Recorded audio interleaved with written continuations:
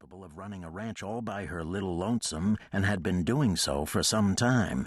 She wanted to box his thick skull. "Colby, don't go in there like a powder keg.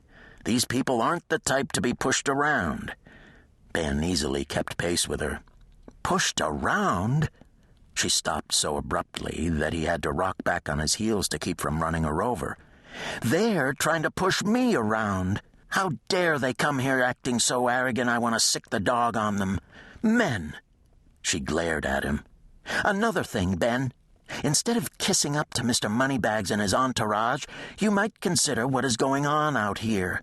All my equipment keeps disappearing, and some little gremlin is messing with the machinery. That's your job, isn't it? Not escorting the rich and infamous around." She began moving again, her small feminine body radiating fury. "Colby, you and I both know it's a bunch of kids playing pranks, probably friends of Paul," Ben said, trying to soothe her. "Pranks? I don't think stealing is a prank. And what about my missing persons report? Have you even tried to find Pete for me?" Ben raked a hand through his hair in sheer desperation. "Pete Jessup is probably off on a binge. For all you know, that old man stole your things to pay for his alcohol." Colby stopped again, and this time Ben did run into her and had to catch her shoulders to keep from knocking her flat. She slapped his hands away, a fine outrage smoldering in her. "Pete Jessup quit drinking when my father died, you turncoat. He's been invaluable around here." "Colby," Ben said, his voice persuasive and gentle, "the truth is, you took in that homeless old coot out of the goodness of your heart. I doubt if he did more than eat your food every day. He's a broken-down cowboy, a drifter. He's just taken off somewhere. He'll turn up eventually." "You would say that," she sniffed, truly aggravated with him. "It's just like you to let the disappearance of an old man and sneak thieves go by the wayside so you can mix with some rich idiots who are here to try to steal my brother and sister." "Colby, come on. They prove they're relatives, and they claim they have the children's best interests at heart. The least you can do is listen to them." "You probably agree with them, don't you? Paul and Ginny are not better off with that group. You don't know anything about it or them. Paul would end up just like them, so arrogant no one could stand him, and poor little Ginny would grow up thinking she was a second-class citizen because she's female. They can all go straight to hell for all I care." Although it was early evening and still relatively light, the sky suddenly darkened as ominous black clouds boiled up out of nowhere. A cold wind arrived on the wings of the dark mass, tugging sharply at Colby's clothes. A shiver of apprehension blew straight down her spine. For a moment something touched her mind. She felt it, felt the struggle for entrance. "What is it?" Colby could see Ben was clearly uneasy as he turned in a slow circle to scan the surrounding area. He had his hand on his gun, unsure what was stalking them or where the threat was coming from, but he obviously felt it as well. Colby stayed very quiet, not moving a muscle, like a small fawn caught in a hunter's sights. She immediately sensed she was in mortal danger. It wasn't hostile toward Ben, but she could feel the malevolence directed at her. Whatever it was struck directly at her mind, seeking entrance. She took a deep, slow breath and let it out, forcing her mind to stay blank, thinking of a wall, high, impregnable, a fortress nothing could enter. She focused completely on the wall, keeping it strong, impenetrable. The thing seemed to withdraw for a moment, puzzled perhaps by her strength, but then it struck again, a hard spear-like thrust that seemed to pierce her skull and drive right for her brain. Colby uttered a soft cry of pain and dropped to one knee, holding her head even while she forced herself to breathe evenly and calmly. Her mind was strong, invincible, with a wall so thick and high no one would ever break it down. Whatever malevolent thing was after her would not be allowed to breach her defenses. She became aware after a few minutes of Ben's large hand on her shoulder. He was bending over her solicitously. "Colby, what is it?" Cautiously she lifted her head. The presence was gone. "My head, Ben. I have the headache from hell." She did, too. It wasn't a lie. She'd never experienced anything quite like the attack. She actually felt sick to her stomach, and she wasn't certain she could walk. Whatever it had been was strong and terrifying. Ben took her elbow and helped her to her feet. She was trembling. He could feel the continuous shivering beneath his hand, so he held on to her. Colby didn't pull away from him like she normally would have, and that worried him. "You want me to call an ambulance?" Her emerald green eyes laughed at him even as they mirrored her pain. "Are you crazy? I have a headache, Ben.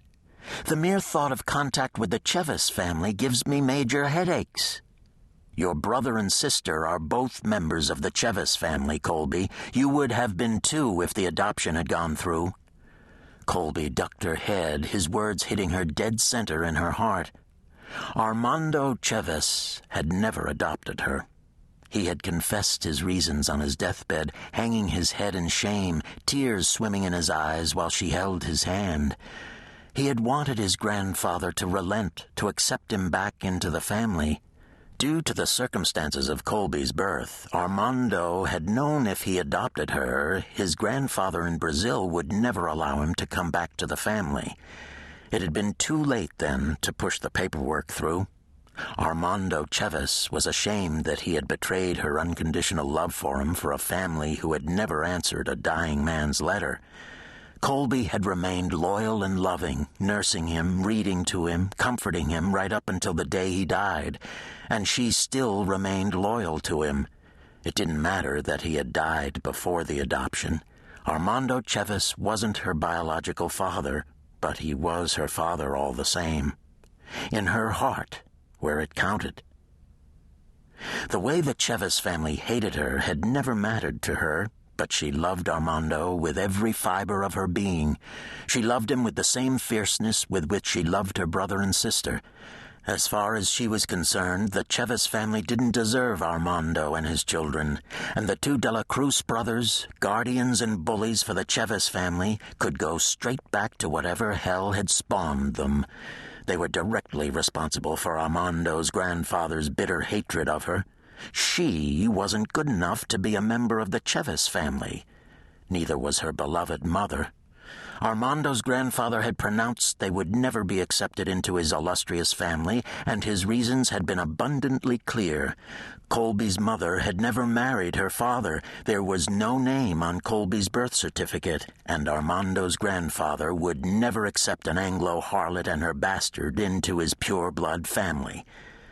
As she and Ben moved around the vegetable garden toward the ranch house, Colby slowed her pace, turning her mind inward for a moment to focus her strength of will on control. It was important to stay calm and relaxed and to breathe naturally. She tilted her chin and walked with her head up to meet the all-powerful De La Cruz brothers and the Chevis family members who had come to steal her brother and sister and their ranch. They were gathered together on her small porch. Juan and Julio Chevis resembled Armando so much, Colby had to blink back unexpected burning tears.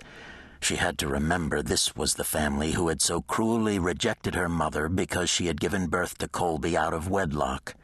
This was the same family who had callously ignored her beloved stepfather's pleas and allowed him to die without so much as a word from them. Worst of all, they were here to take Paul and Ginny away and to confiscate the ranch, their father's last legacy. Ben saw her lift her chin, and he sighed heavily.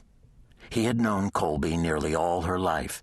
She had a stubborn streak a mile wide. If these men underestimated her because she was young and beautiful, because she looked small and fragile, they were in for a big surprise.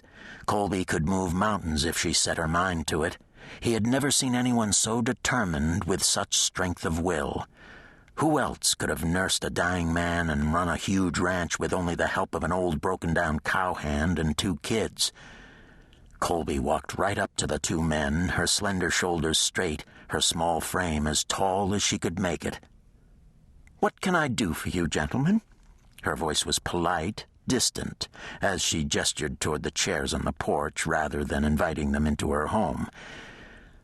"I looked very carefully over the papers you sent, and I believe I already gave you my answer. Ginny and Paul are United States citizens. This ranch is their legacy.